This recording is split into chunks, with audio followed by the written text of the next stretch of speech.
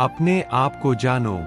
सुकरात का मानना था कि सृष्टि कैसे बनी या ईश्वर क्या है, इन रहस्यों से भी बड़ा रहस्य स्वयं मनुष्य है।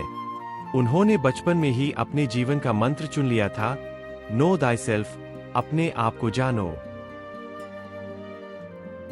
सच्चे और ईमानदार बालक। सत्य की खोज में बालक सुकरात। बालक सुकरात का जन्म ईसा से 469 साल पूर्व यूनान के एथेंस नगर में हुआ था। उनकी माता का नाम फिनेरिट था। उनके पिता एफ्रोनिस्कस एक साधारण संगतराश थे। दिन भर की मेहनत मजदूरी से अपने छोटे से परिवार का भरण पोषण करते थे। उनकी आर्थिक अवस्था अच्छी नहीं थी। बालक सुकरात ने कुछ दिनों तक विद्यालय और व्यायामशाला में निःशुल्क शिक्षा प्राप्त की। संगीत और विज्ञान में भी उनकी रुचि बढ़ती गई। एथेंस बड़े बड़े विद्वानों, कलाकारों, दार्शनिकों तथा कवियों और संगीतज्ञों का निवास स्थान था। बालक सुकरात उनके संपर्क में रहना अधिक पसंद करते थे, इसलिए वे दिन में प्रातः से संध्या तक उनके दरवाजों पर कई चक्कर लगाया करते थे।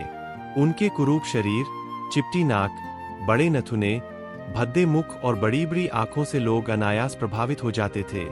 यद्यपि वे गरीब होने के नाते चित्रे पहनकर नंगे पांव सारे नगर में घूमा करते थे, तो भी उनकी प्रखर प्रतिभा, दार्शनिक गंभीरता और जिज्ञासा बाल सुलभ चपलता में छिपी नहीं रह पाती थी। लोग उनकी ओर धीरे धीरे आकृष्ट होने ही लगे। बालक सुकरात बड़े सरल और प्रेमी स्वभाव के थे। गरीबी के कारण भूखे रहने पर मित्रों के निवास स्थान पर भोजन कर लेने में वे तनिक भी संकोच नहीं करते थे। बालक सुकरात सत्य चिंतन में इतने व्यस्त रहते थे कि उन्हें कई दिनों तक खाने पीने की भी सुधि नहीं रहती थी। उनकी ज्ञान पिपासा उत्तरोत्तर बढ़ती गई। एथेंस छोड़कर बाहर जाना उन्हें किसी भी स्थिति में रुचिकर नहीं था। जंपार्नों और बागों में तो वे कभी जाते ही नहीं थे। बाल्यकाल की यह मनोवृत्ति उनके निस्पृह तथा गंभीर भावी दार्शनिक जीवन को भूमिका थी। बड़ों का बचपन इसी तरह असाधारण हुआ करता है। जहाँ कहीं भी सड़क की पटरी और चौराहे पर वे मनुष्यों का जमघट देखते थे, वहीं पहुंच जाते थे और ज्ञान को चर्चा करने लगते थे। उनके शिक्षा गुरु का नाम प्राडिक्स था। वे सुकरात को बड़े स्नेह की दृष्टि से देखते थे। एथेंस के बड़े बूढ़े बालक सुकरात को अपने बच्चों की ही तरह प्यार करते थे। बालक सुकरात को धन और सुख के प्रति बड़ी चिढ़ थी। उनका मन इन दोनों से सदा दूर भागा करता था।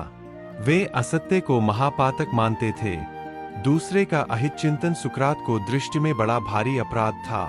उन्हें अपने बाल्यकाल में ऐसा लगा कि परमात्मा ने उन्हें किसी देव कार्य के पवित्र संपादन के लिए ही धरती पर भेजा है। निस्संदेह वह देव कार्य सत्य का अनुशीलन ही था।